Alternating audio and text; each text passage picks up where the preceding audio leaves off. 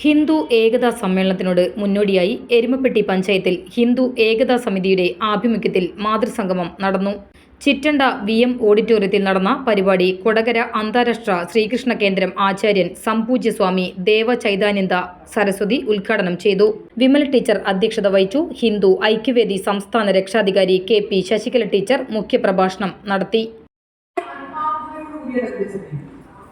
ആ വിഷയം ഏതുമായിക്കോട്ടെ, കുടുംബത്തെ ബാധിക്കുന്നതാകട്ടെ, സമാജത്തെ ബാധിക്കുന്നതാകട്ടെ, ഏതുമായിക്കോട്ടെ, നമ്മെ സംബന്ധിച്ച് അതെല്ലാം വളരെ ഗൗരവമുള്ള വിഷയമാണ്. അതുകൊണ്ട് തന്നെ നമുക്കൊരു ചിന്തകളെ നമ്മൾ സമ്പാദിച്ചു വെച്ചു. നാല് തല ചെയ്യും പഠിക്കാൻ പോയിരിക്കേണ്ടത്, നാല് തല ചെയ്യുമ്പോൾ അത് നമ്മൾ ഇത്ര മോശമാണ്. ഈ ഏകതാ സമ്മേളനത്തിന്റെ ഭാഗമായിട്ട് പുരുഷ സമ്മേളനം നടത്തുന്നില്ല.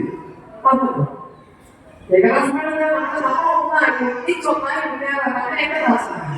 അപ്പൊ അതിന് പുരുഷ സമ്മേളനം നടത്തുന്നില്ല.